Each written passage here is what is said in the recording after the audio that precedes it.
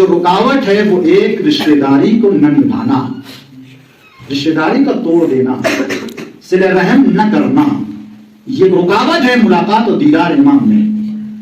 اور دوسری بات کہی تم نے کمزور مومنین کے اوپر ظلم کرنا شروع کر دیا ہے۔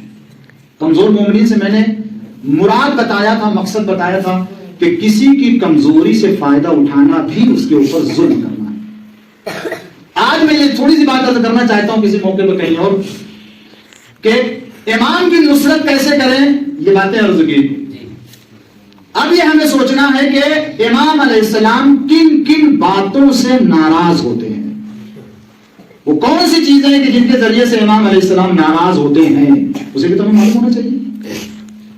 آپ دیکھ لیجیے حدیث لگی ہوئی ہے، کیا ارشاد ہو رہا ہے؟ خود امام فرماتے ہیں، ہم کو اپنی طرف سے بتانے کی ضرورت نہیں ہے کہ کن باتوں سے امام ناراض ہوتے ہیں۔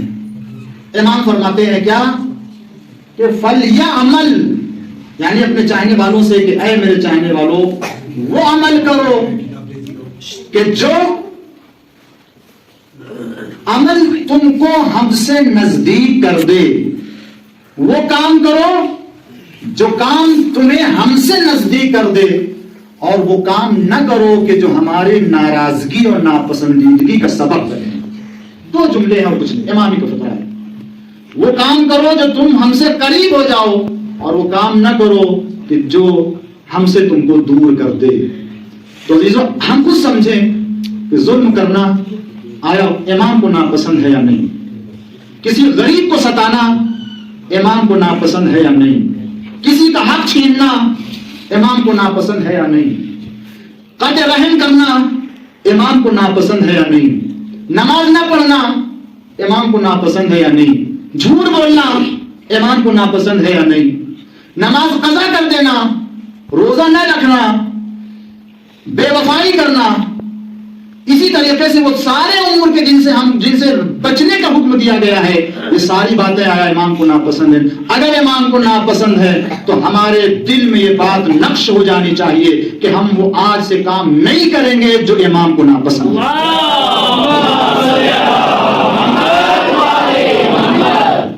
وہ کام کریں گے کہ جس سے ہم کہتے ہیں میں کیا کروں، آرزو ہے، تمنا ہے، امام علیہ السلام سے ہم توسل کرتے ہیں مگر امام کا دیدار نہیں ہوتا، امام خواب میں بھی نہیں آتے۔ یہاں پر مطلب وہ کام تو کرو، پہلے تو وہ عمل تو کرو کہ جو ہم سے نزدیک کر دینے والے عمل ہیں۔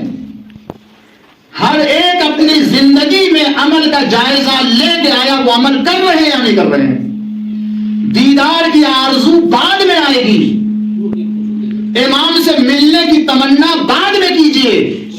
امام سے ملنے کے لیے جو مقدمات ہیں وہ دیکھیں ہم اسے انجام دے رہے ہیں یا نہیں دے رہے ہیں۔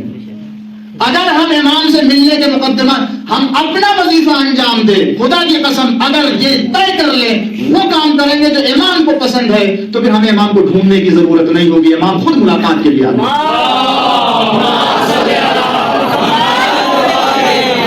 کسی کی کمزوری سے ناجائز فائدہ اٹھانا، کسی کی مظلومیت سے ناجائز فائدہ اٹھانا، اور یہ طے کر لے عزیزو، سب سوچ لیجئے کہ اگر دنیا ناجائز فائدہ اٹھاتی ہے تو یہ نہ سوچیے کہ ہمارے ایک آدمی کے اس عمل کو چھوڑ دینے سے کیا ہوگا، ساری دنیا تو لوگوں کو ستا رہی ہے، ساری دنیا ستا رہی ہے، کم سے کم ہم تو ستانے والے لوگوں میں سے کون ہوں۔ امام کی نگاہوں میں کم سے کم یہ تو ہو کہ ہزاروں میں ایک فرد ہے کہ جو ہمیں خوش کرنے والا کام کر رہا ہے۔ کیسے امام ملاقات کرتے ہیں؟ ایک شخص تھا جسے بڑی تمنا تھی امام زمانہ سے ملنے کی، اس نے بہت 40 دن عمل کیا، 40 دن کا یہ دعا پڑھی، زیارت پڑھی، یہاں گیا وہاں گیا، مسجد سیلا گیا، ادم کرام یہاں وہاں، سب کچھ، کوئی فائدہ نہیں ہوا، آج ہی آ گیا۔ لیکن اتنا عمل کرنے کے بعد بہرحال دل کے اوپر قلب میں نورانیت پیدا ہوتی ہے۔ ایسا نہیں ہے، آپ بھی ہم بھی اگر تلاوت قرآن کرتے رہیں برابر روزانہ، تو تلاوت قرآن نور ہے، اجر ثواب ملے گا۔ کچھ نہیں، وضو کیجئے، وضو سے رہے ہمیشہ، وضو پر وضو کیجئے، وضو کو نور کہا گیا ہے، تو اس سے کیا ہوگا، ہمارا دل ایمان منور ہوگا۔ تو اس نے اتنی دعائیں، اتنے زیادہ اعمال سب کچھ کیا تھا، تو اس کی بنا پر دل صاف ہو چکا تھا۔ تھوڑا آواز آ رہی ہے اس میں، صلوات پڑھ دیجیے محمد۔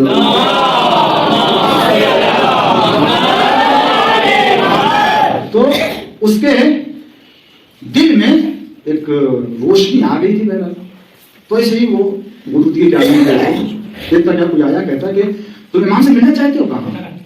کہاں امام سے ملنا چاہتے ہو؟ تو کہا اگر تم امام سے ملنا چاہتے ہو فلاں حداد کے بازار میں وہاں جاؤ، فلاں ایک مومن ہے، ضعیف شخص ہے، وہاں ایک تالا بیچنے والے اور تالا بنانے والے کی دکان ہے، امام کی ملاقات وہاں ہوگی، اگر ملنا چاہتے ہو تو وہاں جاؤ۔ گیا وہاں، دور تھا وہ جگہ، شہر کسی اور شہر کے لیے بتایا تھا، لیکن سفر کرنا امام سے ملنا تھا۔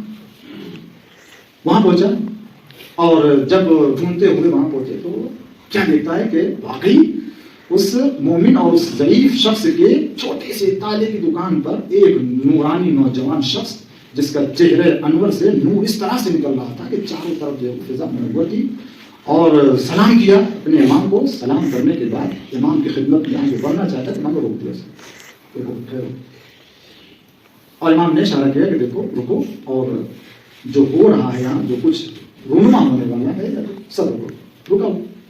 تھوڑی دیر کے بعد بازار سے دوسری طرف وہاں سے ایک ضعیفہ، ایک بوڑھی عورت اپنے ہاتھ میں تالا لیے ہوئے چلی آ رہی تھی، اور وہ یہ کہہ رہی تھی کہ ہے کوئی جو اس تالے کو 5 روپے میں خرید لے، مجھے 5 روپے کی ضرورت ہے۔ غور کریں، ہم سب کی زندگی میں آنے والا ہے، غور کیجیے گا۔ وہ ضعیفہ کہتی ہے کوئی جو اس تالے کو میرے خرید لے 5 روپے میں، مجھے 5 روپے کی ضرورت ہے۔ کوئی اس تالے کو 5 روپے میں خریدنے کے لیے تیار نہیں تھا۔ کہتی ہوئی اس مومن اور اس شخص کی دکان پر پہنچی جہاں امام تشریف فرما تھے۔ جیسے اس نے یہ کہا کہ ہے کوئی جو مجھے 5 روپے کی ضرورت ہے، تو اس بوڑھے مرد نے، مومن نے ہاتھ میں تالا لیا، کہا مجھے لاؤ دے، لیا۔ اس نے ادھر ادھر دیکھا، تالا نیا، اچھا، کہتی تو زیادہ قیمت کا ہے۔ اس نے کہا کہ کیوں 5 روپے میں بیچ رہی ہو؟ میں اسے لے لیتا ہوں، اس میں میں چابی بنا دوں گا، 2 روپے کی چابی ہو جائے گی، 5 روپے کا تالا ہو جائے گا، میں نفع اگر لینا چاہوں 1 روپے، 8 روپے کا میں تالا خرید لوں گا تم سے، تو 5 روپے میں کہہ رہی ہوں۔ کہا میں 5 روپے میں بیچنا چاہتی ہوں۔ کہنے میں مسلمان ہوں، دکاندار نے کہا میں مسلمان ہوں، میں کسی مسلمان کو دھوکہ کیوں دوں جب مجھے معلوم ہے کہ یہ تالا صحیح ہے، درست ہے، اور اس میں تھوڑا سا خرچ کرنے کے بعد اس کی قیمت ڈبل کی جا سکتی ہے، تو میں تمہیں 5 روپے کیوں دے کر کے تالا لوں جس کی قیمت بنتی وہ دے کر کے میں تم سے لینا چاہتا ہوں۔ کہا میں تو گھنٹوں سے بازار میں آواز لگا رہی ہوں کہ ہے کوئی جو اس تالے کو 5 روپے میں خرید لے، لوگ 5 روپے میں بھی نہیں لے رہے ہیں اور تم 7 روپے 8 روپے دینے کے لیے تیار ہو۔ کہنے میں مسلمان تمہیں دھوکہ نہیں دینا چاہتا ہوں۔ اور اس کے بعد اسے لیا اور لے بج گئی۔ امام علیہ السلام متوجہ ہوئے، کہا تم نے دیکھا کہ کیا تھا؟ آپ بھی شاید متوجہ نہ ہوئے ہوں۔ تھوڑی سی چیز یہاں پر بہت مختصر سا نازک معاملہ ہے عزیزوں۔ چونکہ مومنہ نے یہ کہہ دیا تھا کہ مجھے 5 روپے کی ضرورت ہے کوئی جو اس تالے کو 5 روپے میں خرید لے، چونکہ اس نے اپنی ضرورت 5 روپے بتا دی تھی پہلے سے، لہذا لوگ اس کو اس 5 روپے کی ضرورت ہوتے ہوئے نہیں دینا چاہتے تھے، لوگ اس سے بھی کم خریدنا چاہتے تھے۔ کیوں؟ اس لیے کہ وہ 5 روپے کی ضرورت مند تھی۔ عزیزوں، وہ مومنہ اپنی ضرورت کو جب بیان کر چکی تو لوگ اس کی اس مجبوری کا فائدہ اٹھاتے ہوئے اس سے 5 روپے میں خرید نہیں رہے تھے، جبکہ وہ تالا 8 اور 10 روپے کی قیمت کا تھا۔ عزیزوں، امام نے فرمایا کتنے ایسے مومن ہیں جو ہم سے ملنا چاہتے ہیں، اگر اس مرد مومن کی طرح سے تم ہو جاؤ تو تمہیں دعاؤں پڑھنے کی ضرورت نہیں ہوگی، تمہیں شہروں کے خاک چھاننے کی ضرورت نہیں ہوگی، تم اپنا کردار بنا لو، ہماری زیارت ہو جائے گی۔ وہ کام کرو، وہ عمل کرو کہ جو عمل تم کو ہم سے نزدیک کر دے، اور وہ کام نہ کرو کہ جو ہماری ناراضگی کا سبب ہے۔ یہ عزیزوں ایک چھوٹی سی مثال تھی جو میں نے آپ کے سامنے عرض کی ہے۔ ہمیں اگر معلوم ہے کہ کوئی ایک غریب ہے کہ جو مزدوری کرنے کے لیے گھر سے نکلا ہے، اگر بازار میں 12 گھنٹے کی مزدوری ہوتی ہے، تو اگر ہمیں معلوم ہے کہ اسے 15 گھنٹہ کام سے لیا جائے گا تو اسی پیسے پر یہ 15 گھنٹہ کرے گا۔ اگر ہم 15 گھنٹہ کام کرائیں گے تو اس پر ظلم ہوگا۔ اس لیے کہ یہ اس کی مجبوری ہے کہ جو 15 گھنٹہ کرنے کے لیے مجبور ہے.